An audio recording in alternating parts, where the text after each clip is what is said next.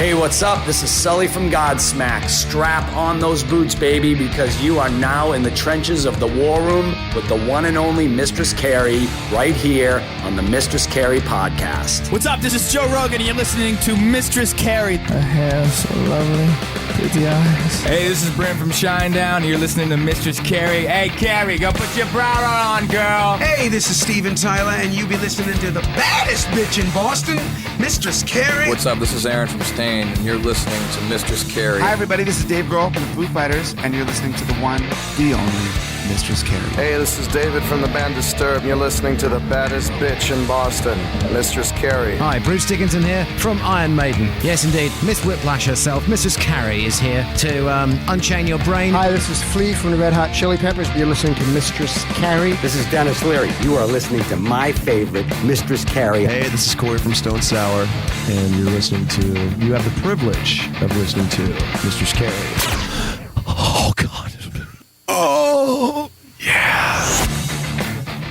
Hey, it's Mistress Carrie, reporting for duty from MCHQ for episode 287 of the Mistress Carrie podcast. And before I get to my guest this week, Justin Holman and Robert Davis from Revis, I want to remind you about the online Mistress Carrie shop at mistresscarrie.com. Everything from beanies and hoodies to t-shirts and tank tops, tray ornaments, pint glasses, coffee mugs, guitar picks, sticker packs, and the all-new Mistress Carrie Jack Rack. Just log on to mistresscarrie.com and click shop. Justin Holman and Robert Davis have put Revis back together. After releasing their album Places for Breathing back in 2003 with the hit single Caught in the Rain, the band pretty much disappeared. But they're back now, and they just released their sophomore album, Killing Time, and are getting ready for the Creed Cruise in 2026. I always love this band, and I am so glad they're back. So allow me to introduce you to Justin Holman and Robert Davis from Revis. Oh my God, Justin and Robert, I am so excited to see you guys. Are you kidding me? I can't. I feel like I am in a freaking time warp right now. Oh my God, it's so good to see you. It's so good to see you too. Thank you for having us back. Yeah, absolutely. Much love. As soon as I saw that you guys were back together and you were finally releasing a new album, I was like, oh my God, I need to talk to them. And Caught in the Rain went like a rocket ship, right? Like it just came out of nowhere and was so huge. So I didn't even know if you guys would even remember me because it's literally been 20 years. Of course we do. Yeah, absolutely. You did so much for us, Carrie. You really gave us the love, and it made it like it was peaceful on the East Coast because of you. Seriously. It was peaceful. No one's ever called us peaceful before. Got it from us. You got it from us. I mean, we gave us, the ability to rock. Hang on one second.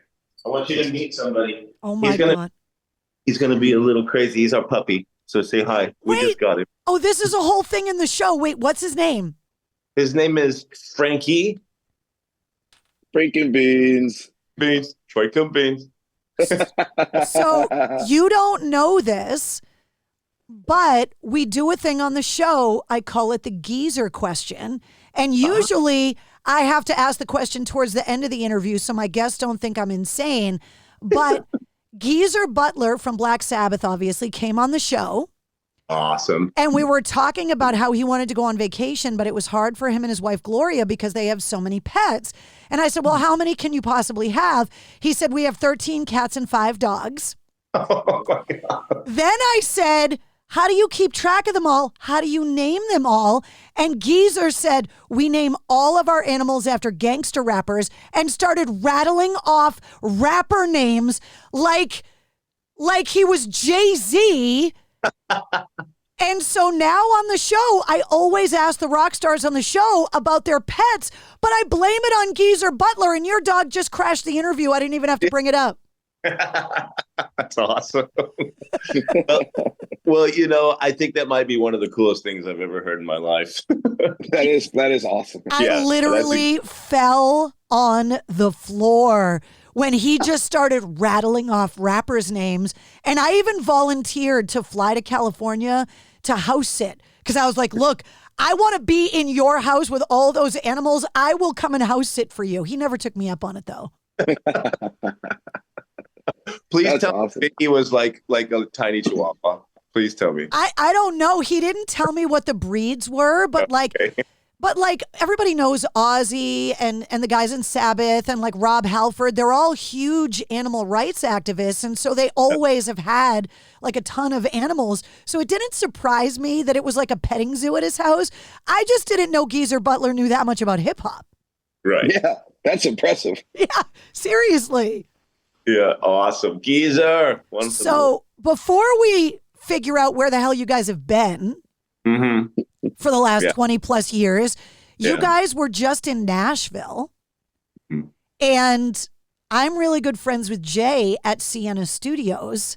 Jay. Nice. Yeah. So let me tell you a quick story about Jay so you understand how close we are. Yeah. Jay was in Boston for a long time in bands.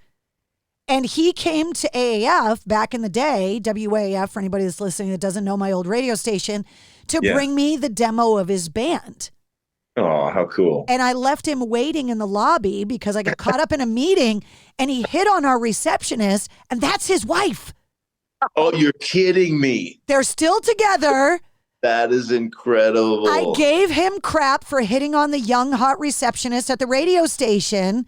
Yeah. And I gave her crap because I was like, look, there's going to be bands coming in and out of here all the time. You're going to get hit on all the time. They ended up going out and they're still married, have a beautiful family together. So I've known Jay forever. So when I saw on Instagram that you guys were at the studio, I texted him and I go, oh my God, I'm going to talk to the Revis guys next week. How are they? And he goes, I'm trying to sober up before I go home. He's awesome. Oh my God. Yeah. Much fun. It really, really was. I got to be honest with you. I don't think we've ever had such hospitality from a studio like that. They were taking. Yeah, it was amazing. Sienna Studios is this amazing hub for rock bands. And like, it's so insane to me how many bands I talk to now that are like, oh, we just finished recording in Nashville. Oh, I just moved to Nashville. And I'm like, I had never been to Nashville until a few years ago. I went there for a podcast convention and I stupidly assumed, being the idiotic Bostonian that I am, that there were going to be like longhorn cattle walking down the middle of Main Street. Because like, to me, when you say country music, I think of cowboys and like livestock. I didn't realize how it was just built on music, not so much country music. Oh, yeah. Well, the rock and roll in Nashville are the livestock. Actually. Yeah, seriously. They literally control them with cattle prods for a reason. Come to Nashville and get your prodding. You're welcome. That is the new advertising sales pitch for the tourism department. For sure. It's going to work, too. You watch. I have heard about the bachelorette parties there. Cattle prods are probably the least of their worries. Oh, my. Yeah. That's like a bachelorette, that's like the party central of America, isn't it? Yeah, absolutely it is. Like we get St. Patrick's Day, they get the bachelorette parties. Yeah, they robbed it. They took it from Vegas years ago. That's good for them. When we were driving through while we were there, of course, we're in Nashville quite a bit, but we always drive by the place where they all get on that like multiple bicycle bar and they like ride around town and they're just wasted trying to. They can barely get on the stool, let alone pedal. It's just very humorous to watch them all go out. Like, who came up with that idea? Let's put a bunch of drunk people on a bicycle and send them through the middle of Nashville. Yeah, it is. Blaring rock and roll and country music. Yeah, it's crazy. So for anybody, it's crazy to me that I have to say this stuff now because AAF got sold like 5.5 years ago. We went off the air. So I have a whole audience from my new radio stations and obviously from the podcast that aren't really familiar with WAF, which is kind of weird to me because I was there for 29 years. But WAF in Boston was a station that was known for helping to break new bands. And so when you guys released your debut album and Caught in the Rain hit, you guys came through Boston a ton. and came up to my show and played acoustic in the studio.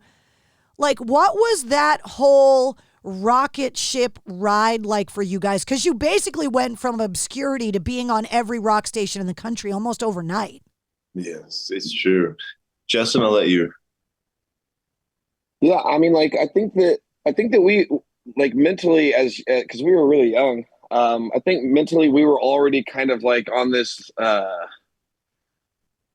think, just react and go, because from the time that we moved to Los Angeles, we were only there for like 7 months and we got signed, and then it was so like we were already in this place mentally where we were just like, I don't know what's going on, just hold on for the ride, just keep working hard and just keep trying to show up and do your thing. And so like it was hard to have any feelings about anything at that moment because we were all just kind of surviving mentally and physically and artistically, if that makes any sense. Yeah, it's the truth. And then like the hindsight gave us the clarity of how important people like yourself, Carrie, was in our career. And it's just like, you know, it was a shame what happened with the label and everything, but to be here now with that hindsight and the excitement and we still have like fresh things to give to the project. So it's really cool. It's funny, like, to pull the curtain back a little bit, when these interviews get set up, it happens like in one of two ways. Either I get called by the band or the label or the manager or somebody to say, hey, we want to put the band on the show. And then it happens the other way where I reach out to the band, the label, the management and go, hey, are they doing interviews? I would love to talk to these guys.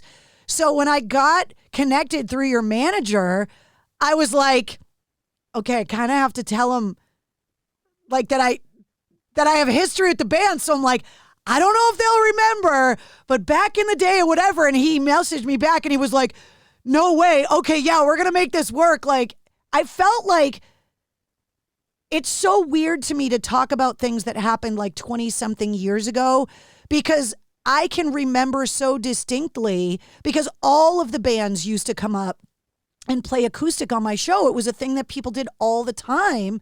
Right. And you guys are so fantastic acoustic that as soon as you did it in the studio, that performance gave a whole new life to a song that we had played 1,000 times already. And I know I'm not the only person that has ever said that to you guys, that acoustically, I can't decide if you're better acoustic or plugged in, and it's no disrespect to either, but you're just so great when you're stripped down in acoustic like that. Thank you. That really means a lot because, we write a lot from that perspective. And a lot of the ideas just come off of sitting around with a couple of acoustic guitars and humming, So I think that it helps to translate better, to the record when we write like that. But we always find ourselves coming back to performing them for each other that way as well, like sitting around rehearsing or whatever. It just kind of gets down to the brass tacks, And I feel that we're going to do something soon with like some recorded acoustic material and some versions of those songs. And Justin's been talking about it. So it'll come along for sure. I want to talk to you guys about like the beginning of the band. And obviously I'm not going to be the first one that's going to try and figure out where the hell you've been. So for anybody that never heard of Revis before, we got to go back. So you guys are originally from Illinois. How did you meet? High school, right? Well, you and I went to grade school together. And then, but like we didn't start hanging out until high school. Right. But yeah, so like Robert and myself went to grade school and high school together. And Nathaniel, I don't think Nathaniel went to our grade school, but he went to high school with us. But like, yeah, we just all met in school. And then Robert and I started working together out at this golf course that his dad was the golf pro at. We were cart boys. We would clean golf carts and smoke cigarettes and act like goobers driving around, not working, but getting paid, and we always would talk about music, and Robert was in a band with I believe his uncle and some other friends, they were in like a really cool cover band. And I hadn't really gotten bit by the urge to be a singer yet. I just enjoyed music. And then the more and more we were talking, I was like, yeah, I think I could sing, and we started hanging out, and I'd say, and he'd be like, yeah, you're a good singer. And we just started getting together and jamming, and then your mom? Yeah, in my mom and dad's living room, and then the band, his first name was Orko. We were trying to figure out a band name, and I had this He-Man toy, this little Orko ghost, and I chucked it at Robert, and I was like, Orko would be a cool name. And so we started the band there, and it just kind of escalated. We started writing songs and playing Carbondale, Illinois quite a bit, at SIU, a lot actually, and kind of became, the band to watch back then. We always had such a good following in Southern Illinois. They were always so sweet to us. So yeah. And then we moved to Los Angeles. It always amazes me, the bands that come out of like high school, right? Like the Three Doors Down guys, the 3 Days Grace guys. There are very few decisions I made in high school that I don't regret. You guys made a really important decision in high school that changed your entire life. That's true. It's very true. Yeah, like I had just graduated high school and had an art scholarship because I was going to being a comic book artist. And then the band started taking off, and we were all just like, I think we're going to move to California. And I was like, okay, I guess I'm not going to college. Yeah. Let's go. I'm sure mom and dad were really happy about that. Honestly, my mom and dad were so awesome about it. They were like, you know what? Now's the time. If you're going to do it right now. And so I credit them for being such awesome parents. They just were like, go do it, boys. We believe in you. They believed in us. So yeah. You guys aren't the first ones to tell me their story about like the fledgling rock band that moves to LA to seek fame and fortune, just like Axl does in the Welcome to the Jungle video. Was that your experience? Pretty much. Like getting off the bus and just being like, what the hell did we do? Well, I mean, we drove out there in a couple cars, and we had a producer that we were working with that he had like 3 or 4 bedrooms, so we like bombarded his house. And it's kind of funny. There was a band called I'm a Robot at the time, and we would like lug their gear, in and out of the whiskey and stuff like that, just to try to make little ends meet. And at the same time, just kind of learn the lay of the land out there. So we kind of adapted to it pretty quick from my memory. I remember September 11th, happening while we were out there, and we were shook by that, of course, as the world was, being from a small town and then coming to a city, and that happened pretty quickly after. Well, especially because those flights were supposed to land in LA. The ones that took off from Boston were supposed to land where you were. Right. And we had some resilience built from that. Like we had some strength, when the country was coming together and everything was so beautiful. Like it actually gave us a little bit of steam too, to keep churning the butter, and we went and played a lot of shows after that. And I think Christmas we took off and went home and saw the fam, and then all of a sudden all the labels started saying, come back out here, offer after offer. And Don Gilmore signed on early, which was really cool, and got some more labels interested after that. So it was quick, relatively speaking. So it helped us, build a little tough skin.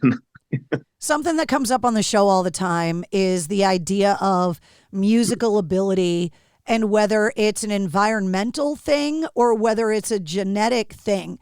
Were your parents so understanding about the move to LA because you come from musical families and they were supportive of it? Are you guys the first musicians in your families? You want me to go first and then you go? Okay. My mom and dad aren't musical. Like they'd always listen to music on the radio and play stuff in the house, but none of them played any instruments. I had my grandpa, who I never met, died before I was born. He played guitar, and my grandma played piano. But like the house I grew up in, really there wasn't that there, So like when me and my younger brother started getting into music, it was kind of a new thing. But they loved it. They were always really supportive of it. Yeah, and your little brother is a fantastic songwriter. Took out and moved to Nashville and wrote for all different kinds of people. Still does. Yeah, he took all the inspiration from you, brother. It's awesome. Yeah. I had my grandma on my mom's side. She's a gospel pianist. My grandma on my dad's side was a PE teacher and a piano teacher as well. And so I have it in my blood, and my parents and uncles, they started a music store when I was a kid, probably 13 or 14, and the guys would come down and we would rehearse in the back of the store, grabbing guitars off the walls and making sure nobody was looking, shred it for an hour and put it back, clean it up. We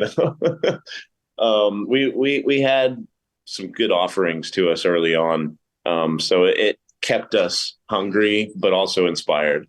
So it was pretty cool. I'm assuming you got your first guitar from that record store. Yeah. From the music store. Yeah, music store. So it was a really cheap guitar that I ended up painting. But then my first guitar I got when I was 15, my real guitar, and it had a plane ticket and a badge for NAMM. So I think I went to Los Angeles when I was 15 for the first time with that guitar, and man, the bug bit me hard, and Justin and I ended up going to NAMM after that several times, and Was that your Strat your brown Strat that you have, or Still play it every night. Yeah. Wait, so that's usually the follow-up question, because there's so many guitarists that yearn to be reunited with their first guitar. You still have yours? I still have it. Like it was brand new when I got it, and now it looks like a vintage beat up Strat. It's had 20 different incarnations of pickups in it, and we have been around the world several times together. It's still functioning.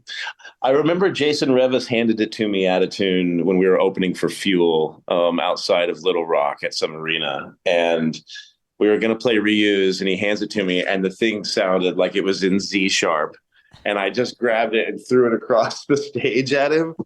So it cracked down the body, but Matt at 30th Street Guitars in New York, he fixed it and glued it and did all that kind of stuff. So it's got another life. It's pretty great.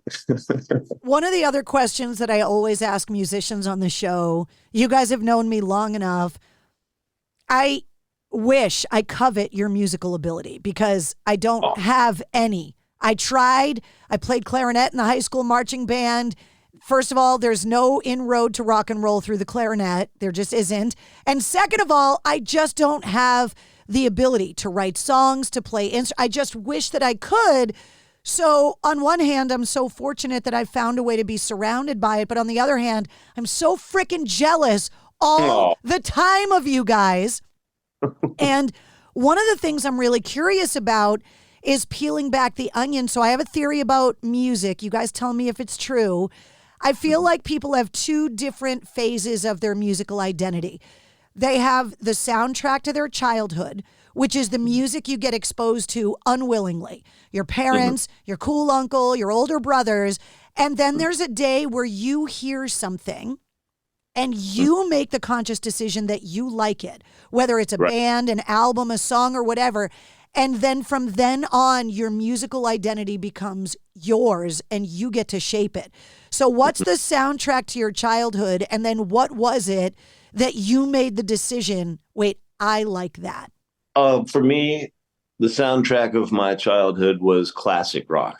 It was the Stones, Beatles, Cream, Moody Blues, all of that kind of good songwriting with like novice production, but it was really the best stuff ever. It was incredible. When we started playing together, Justin was turning me on to things like Filter, and I remember Vertical Horizon was one of the bands Justin turned me on to. Man, just so many good things. Doubledrive, you remember those guys? Are you kidding me? I still talk to those guys. We love those guys. Yeah, because Troy's in Evanescence, so I see him every now and again. That's great. And then literally probably 2 months ago, me and Donnie Hamby were messaging each other on Facebook. Like, Donnie, I freaking love those guys. I love those records. They were so good. Yes. And those memories, they're undying. So like we really didn't have the desire to go make Places for Breathing in that genre sound sonically like it is. We had the songs. We were demoing up with Jeff Pilson from Dokken and Tommy Hendrickson from the Hollywood Vampires, and Alice Cooper's band. Like we were working with those guys in like a fresh direction. We didn't really know what it was going to be, and then Don Gilmore signed on to the record and he put his sonic stamp on it, and we started growing in that direction naturally. It wasn't like we set out to do that. It was just a collaborative effort, So our tastes are so wide ranging and varying that like, it's not really, Revis is just like a culmination that happened to be, and when we set out to make this next record, that just came out on Friday, we wanted to put ourselves in there, but we wanted to give the sonic respect to what was, and what had originally happened. So that was a challenge, but it was also really fun, and I think we did a really good job at it. Justin, what was the stuff that you were listening to as a kid at home? So like I grew up, my mom and dad listened to a lot of oldies. So like I would listen to Frankie Valli, the Four Seasons. They listen to a lot of pop radio. So, like I would listen, I remember there's two singers that I remember being young and being like, what in the world? And that was Freddie Mercury. I loved Queen. My older brothers had the greatest hits cassettes, the maroon one and the dark blue one. And we would listen to them over and over and over again. And then obviously Michael Jackson. I loved Michael Jackson. I just thought that the musicians he had playing on his albums were incredible, and I just loved the way that he wrote a song and worked on songs.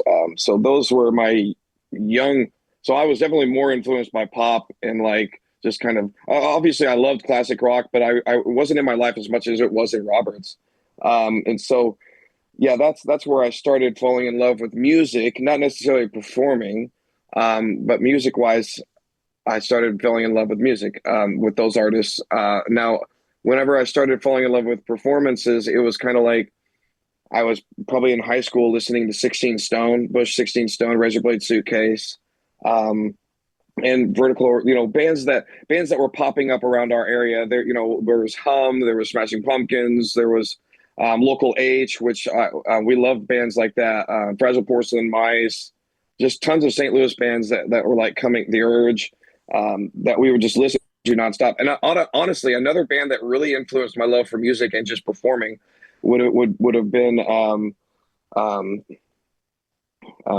sorry, I go blank sometimes. The Offspring. I thought that Dexter was amazing. Like I heard I Choose for the first time, and I was like, this is like the coolest song ever. And then I started going down that rabbit hole, and I just fell in love with everything that they'd ever done. And that kind of pushed me into wanting to sing and be a rock singer, Yeah.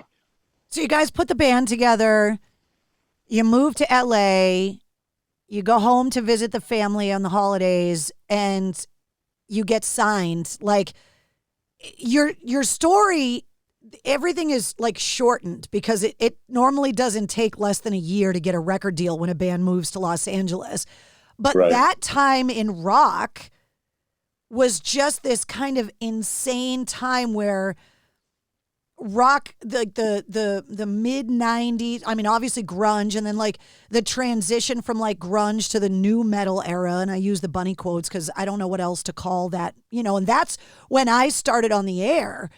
Was in 98, but I had been at AAF for years before that. So by the early 2000s, rock music was so freaking massive. It was just everywhere. And you guys release Caught in the Rain as a single, and it just takes off everywhere. It ends up on, was it the Daredevil soundtrack that you guys ended up on? Mm-hmm. Yeah. And for a band to have that level of success with your debut album, the obvious thing was, okay, get them out on the road, tour, get them up talking to idiotic chimpanzees in radio stations like me, playing acoustic, and then get you guys in the studio to record the follow-up record. Like, that's the machine. And every band story that hit in that era, it's the same thing, that you had lightning in a bottle. 1 minute, nobody knows who you are. And the next minute, you're getting played on every rock station around the country. Do you remember the first place you heard Caught in the Rain on the radio?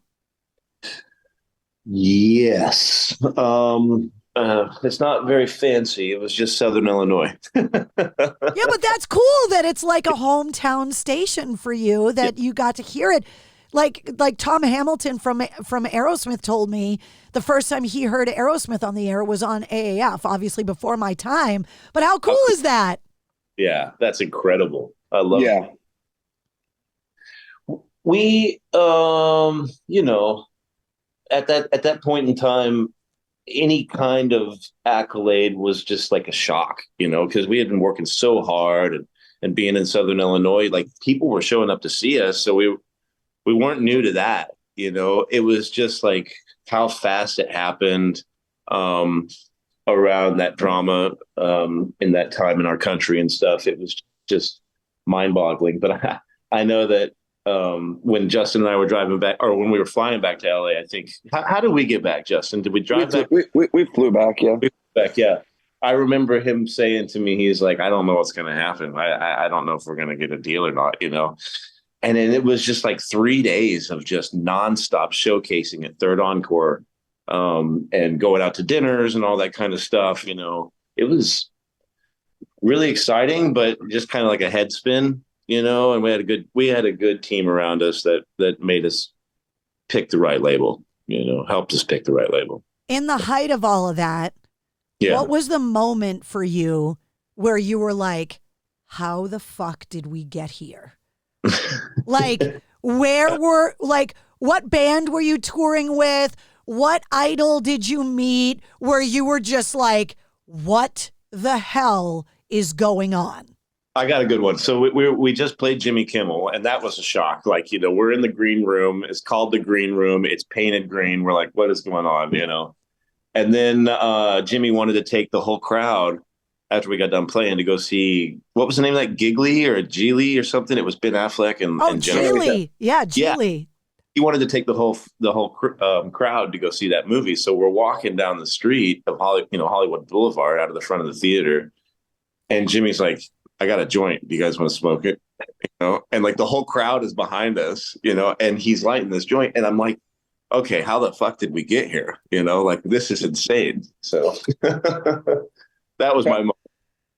That night was special too, because Fred Lillard was there as one of the guests, and we're just or Willard or whatever, however you say his last name. And we were always such huge fans of his, and so the fact that we were walking down the street with Jimmy and him, we were just like looking at each other like, you know, like you said, like, what is going on? I feel like I'm outside of my body.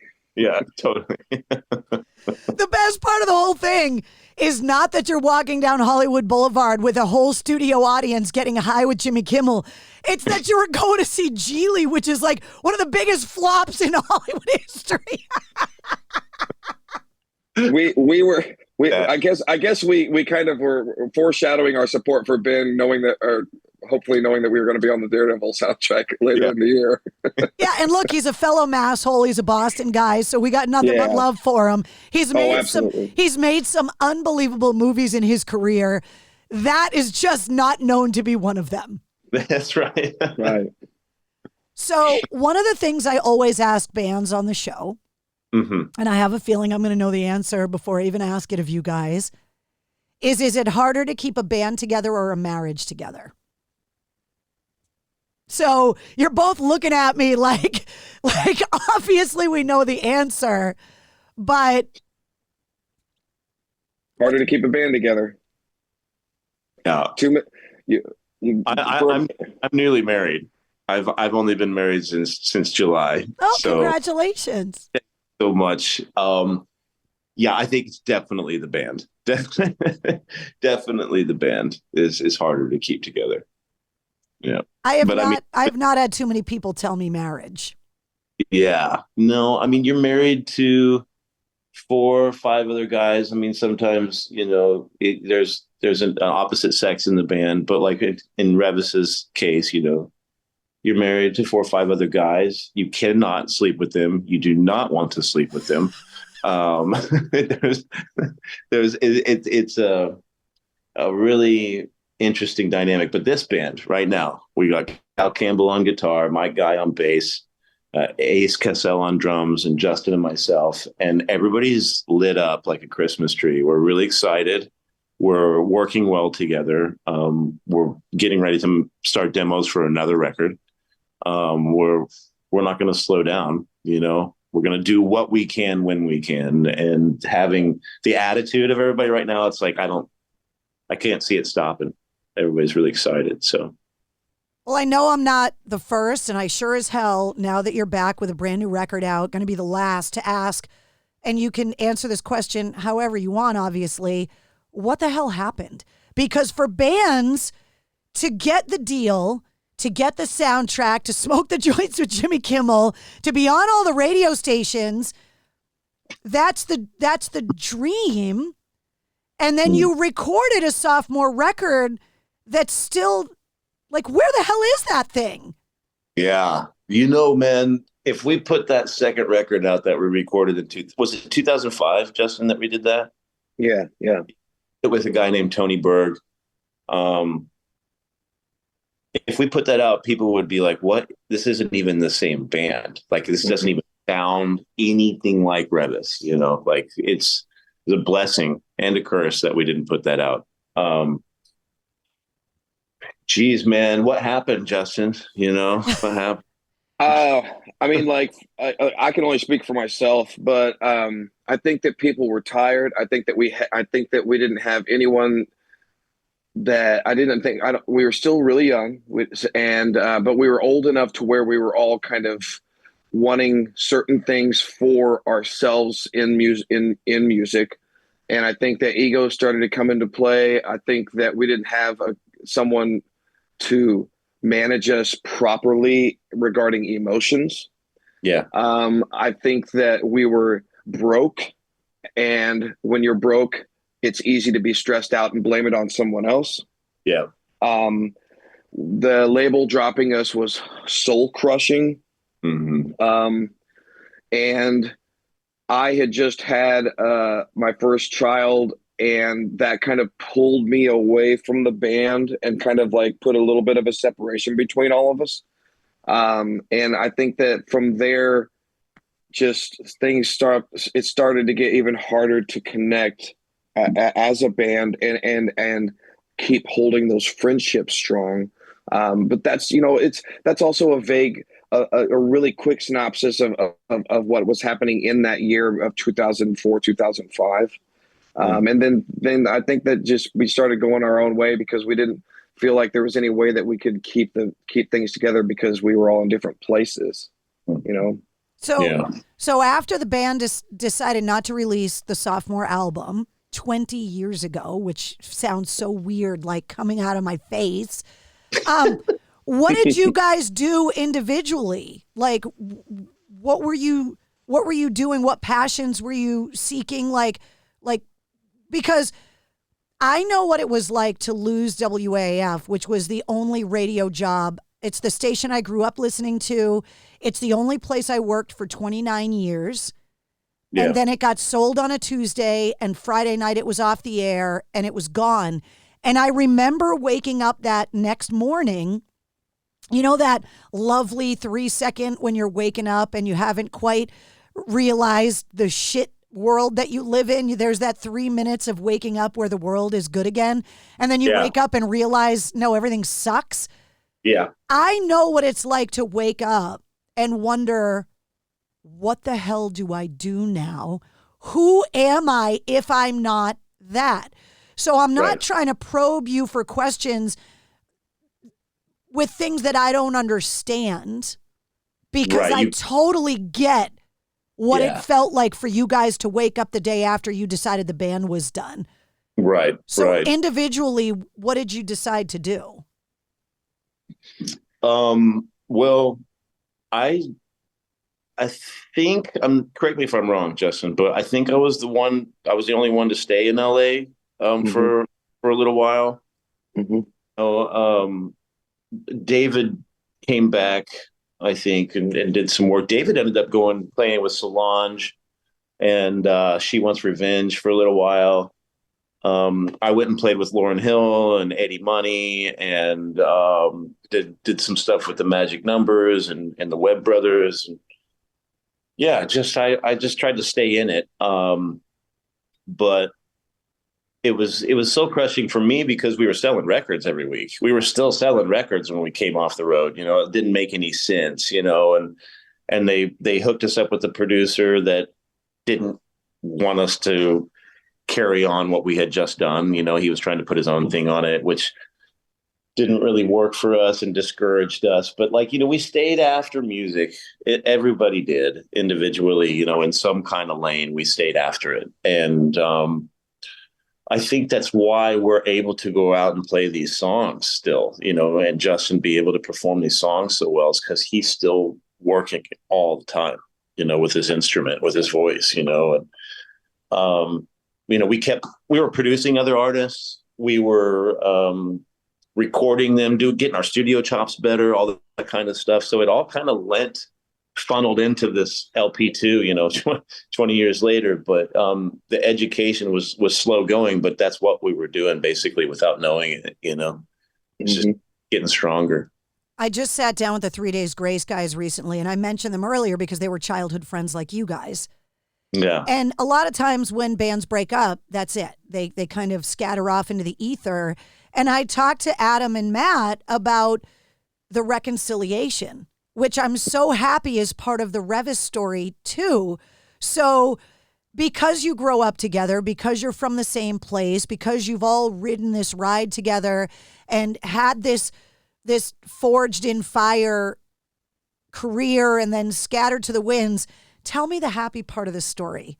How do you guys put it back together to make people like me so happy? So Justin got a call from Nathaniel and I like around 2019. Was that right? Like, yeah. And we said we had some songs and he was like, I'm down. Let's do it, you know? So we weren't together, but we were working together, you know, over the internet, and it was time to do vocals. So I think, I don't remember what year this was. Was it 2023 that I came to? Yeah, it was post-COVID. So yeah, it was around that time. Yeah. Got into the same studio that Justin and I had worked in together when I was 15 and he was 18, and recorded vocals for Bottles of Lightning, that EP that we put out in 2024. We did it quick, you know, we had a great time. And shortly after releasing that, it was time to come back and play some reunion shows, original lineup with Bob and Nathaniel and David. And we played Southern Illinois, we played Bloomington, Illinois, and we played Louisville, Kentucky. And this was last year around May. So after that, Justin's like, I want to take you to coffee. I want to talk to you. I said, okay. So we go out after the shows and he's like, let's make another record. Let's do it, man. You know, like, let's finally put the pieces of the puzzle back together and enjoy what we know we can do, you know? So Nathaniel bowed out of that process, and Justin and I locked ourselves in a studio and just wrote. Did everything we could sonically to make it professional, and then sent David the tracks, and he was in Austria because that's where he lives.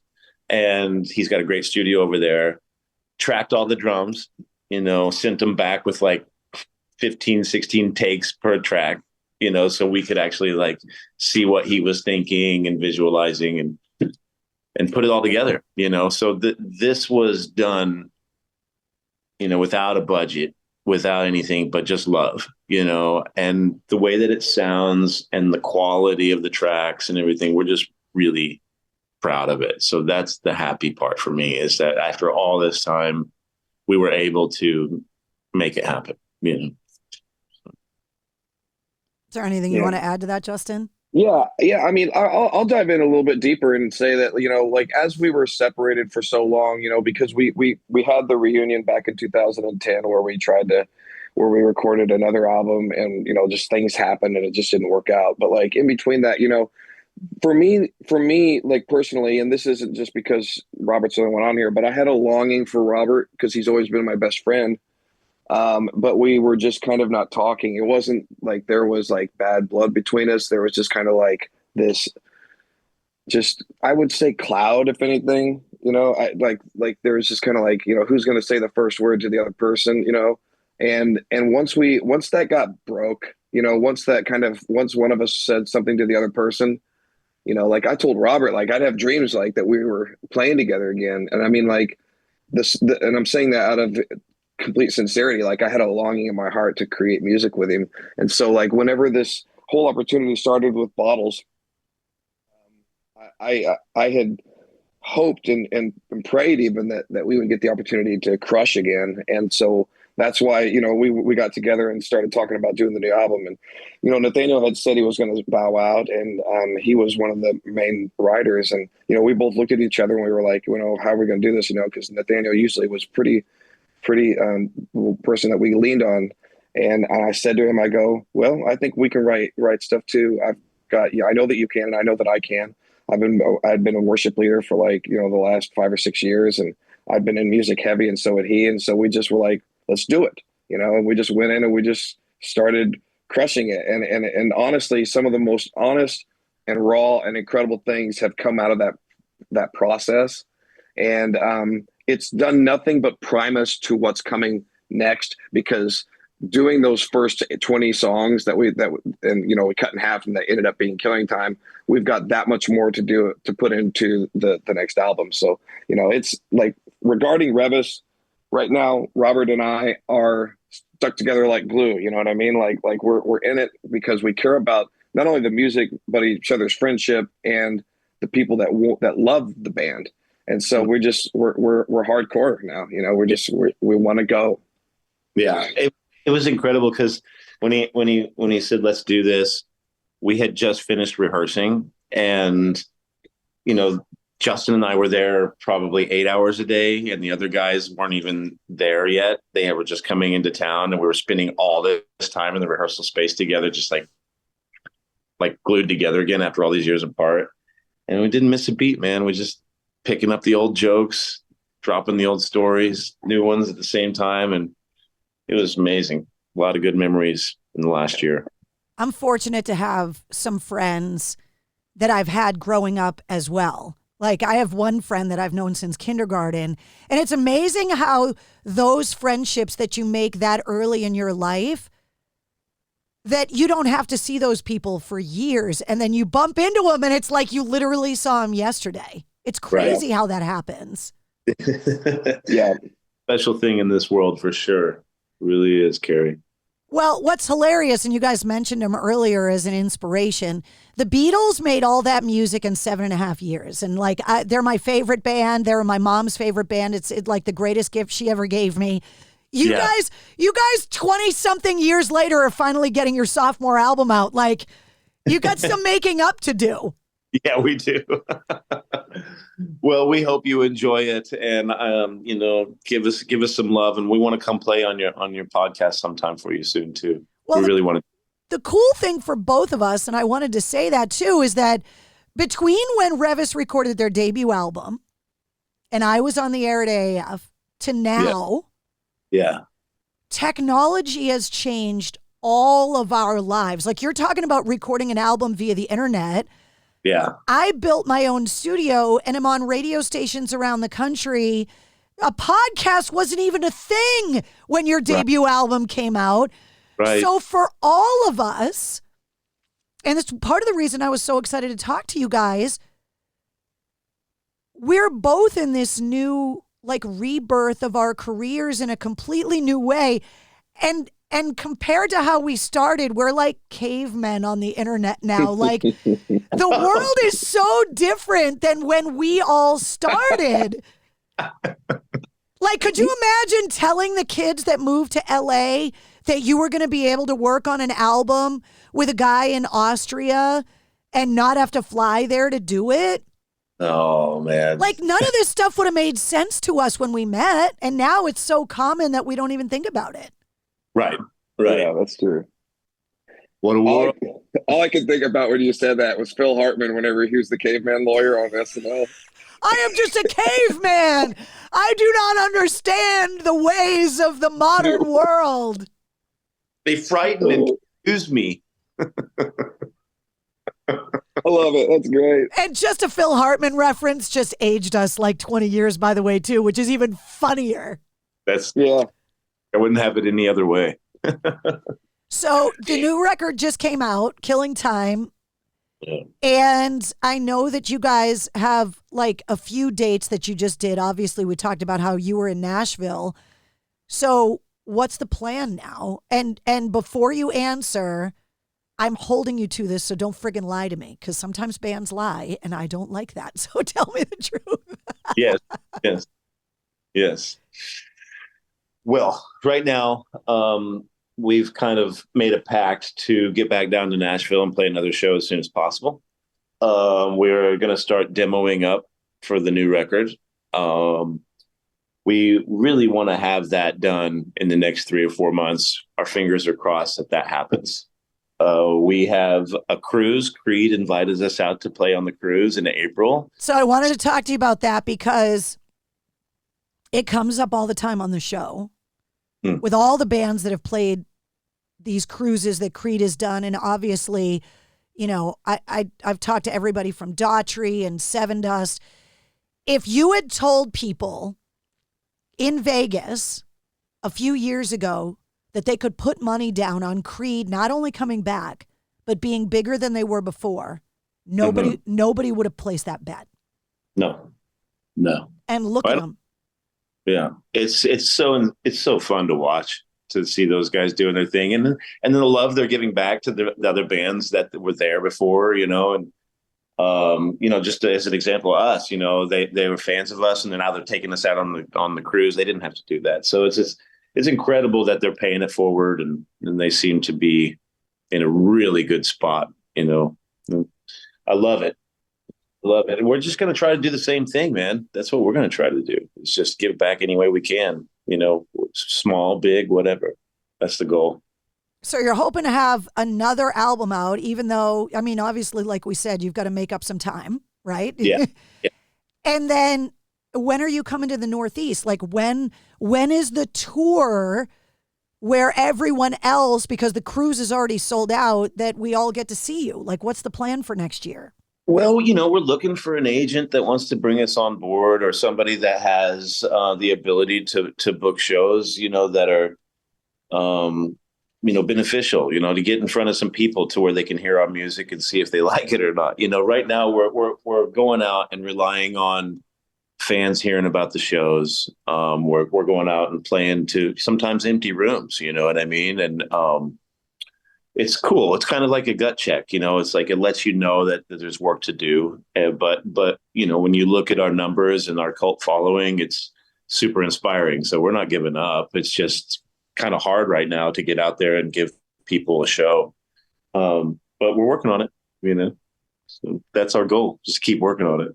One of the things that I always ask songwriters on the show is the craft of songwriting and actually putting the pieces together is something that my brain doesn't understand. That like 1 minute something doesn't exist, and then the next minute it does, and it came from a place that no musician that I have ever talked to can explain where it comes from. That it's like some people have said that the songs already exist and they're like a conduit for the songs. Other people talk about how the riffs and the lyrics or the melodies are just kind of floating around, and you're this vessel that kind of pulls the pieces like threads down out of the ether. Like nobody really understands where they come from. So as a songwriter, can you guys give me a song of any artist, any genre, that doesn't matter, that you covet, that you wish that you wrote, that is brilliantly crafted? So it doesn't necessarily need to be successful, but something that you listen to and just go, if you look up songwriting in the dictionary, that's the song for you, that you go, that's just brilliant. Like, I wish I wrote that song. I was just talking about, if you don't mind, Robert, I'm going to say something. I think that Head Over Heels, the Tears for Fears have written some of the most brilliant poetic songs, and Head Over Heels, this is in my mind when I not just the melody, which is brilliant on its own, but the things that he says in the song, just I'm just like, thank you. Thank you for doing that. I don't know what to do besides thank you, because I'm glad that exists in my mind now too, as well, you know? Yeah. Oh man. This could be a long conversation, because Justin and I do this all the time, but yeah. If I'm going to reach deep down and say something I wish I wrote, it's got to be God Only Knows, you know? Yeah. That's gotta be the one. Which Elton John just did at the Rock and Roll Hall of Fame induction ceremony in tribute to Brian Wilson. Like, seen it yet? Is it good? Yeah, he was sitting down and he wasn't playing piano, which was weird. He had a full band, but he wasn't playing piano, but he told this whole story about his really close friendship. Like, it started off as obviously him being a fan of Brian Wilson, as any generational artist would, growing up being a fan first, but then he became friends with Brian Wilson. And so that's why they asked him to be the one to do that song. Yeah. And you're not the first person to talk about what a brilliant song that is. I mean, it's one of the greats. We so Jay at Sienna Studios. Yeah, so we were just there, and another song that we all love a lot is Harvest Moon by Neil Young. And that room is where that was recorded when we were so that was pretty special for us recently. We really enjoyed that. When I went to Nashville, the one time I went to Nashville, Jay took me out and we went out for lunch and he gave me a tour of the studio because so many of the bands that I talked to record at Sienna Studios. And Jay obviously is a great vocalist in his own right. He's the lead singer of the band Rubicon, who I've had on my show. And we joke about how this voice, mine, does not do anything beautiful, that it's raspy and does nothing. Like, it bitches. That's I love it. I love your voice. It's the only thing that it does. Like, thankfully, I've found a way to make a living at it, because I definitely, Justin, like, covet the idea that it could be a beautiful singing voice, because it's just not, right? But Jay took me down in the basement. And he was like, if there's ever a place that your voice could sound good, it would be down here. The echo chamber? And even in the echo chamber, it sounds like shit. I bet it sounded cool as hell. But what a cool piece of, like, rock and roll history is these. For anybody that doesn't know, Neil Young had these, like, concrete, I mean, how do you describe it? Like concrete tunnels underneath that recording studio. And so Harvest Moon, like, he recorded it down there. That's not vocal effects. That's architecture. Right. Yeah. Right. That's got to be inspiring to some people out there, man, because, you walk up and down the hallway of a basketball court or maybe a stairs at a college or whatever, and you start humming. Everybody knows that feeling. Yeah. You know what I mean? So when it goes to tape, that's pretty cool. Yeah. I mean, you're never going to sound better than you sound in the shower. And it kind of is like that, That's a good idea. You can start having people send in shower songs. Oh my God. I would freaking die if I started getting people's cell phone videos of them in the shower singing. That's actually a really good idea. I might steal that if you don't mind. I mean, we've had one of the things that we used to do on the old show, and I think you guys did it, but I can't remember what song you did, is that when bands would come up and play acoustic on my show, I used to make them do cover songs too. I would literally be like, no. And the most famous one, it's the first time Shinedown did Simple Man. Like, that's where it started. The original copy of it, which in my opinion is better than the one that they ended up retracking and putting on the record, is the one that they did. Do you guys remember the song I made you guys do? No. If I held a gun to your head right now and said you guys have to do a cover song, what would it be? Justin, I'll let. Oh, Zeppelin. We'd probably do Kashmir or something like that. There you go. Please tell me the gun's not loaded, though. No, nothing like, just why not your first mountain be Everest? Like, why wouldn't you want to just do Kashmir? Like, yeah, let's just bust that one out. Yeah. Because you know why? Because we can. And I'm so thankful that we can, because we love it so much, Yes. Yeah, we've been doing it, and it's been so much fun, Carrie, just to kind of feel that hammer calm down, It's such a great song still. Like, we're talking about new technology that didn't exist when we all met. Have you watched those reaction videos of people that film themselves listening to something or watching something for the first time? I think way back in the day, the 2 Girls, 1 Cup video is kind of what started the reaction video craze. We're not going to talk about that. But the videos of like young people discovering songs, like drummers discovering the Phil Collins drum fill for the first time and like filming themselves. And I love watching like young kids or like hip hop fans that don't know anything about rock music, like discovering Zeppelin and going, wait, where has this been my whole life? Their minds, you just watch their minds just blow. Yeah. It says so much about what talent went into tape, you know, and how it was just an absolutely incredible way to record and exposed all of the flaws that you had, you know, and it's pretty incredible.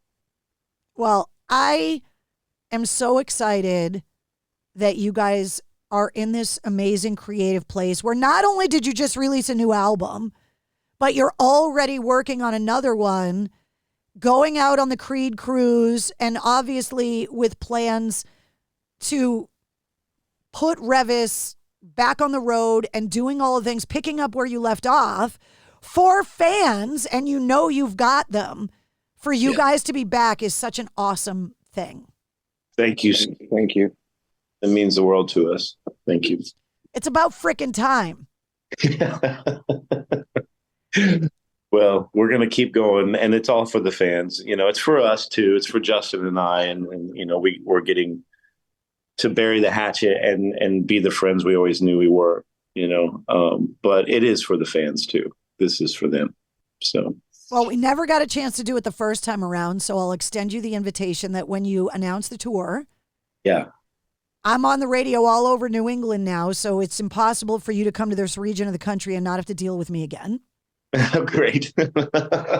I will put the offer out for the Mistress Carrie tour of Boston. So make sure when you come up here that I will take you out and give you guys the tour because you know how much I love my city, and just the chance for us to hang out because we never got to do it before, to just go and spend the day in the city, and I'll show you guys around, and we'll finally get to like get caught up personally and like be able to hang out. I would love to do that.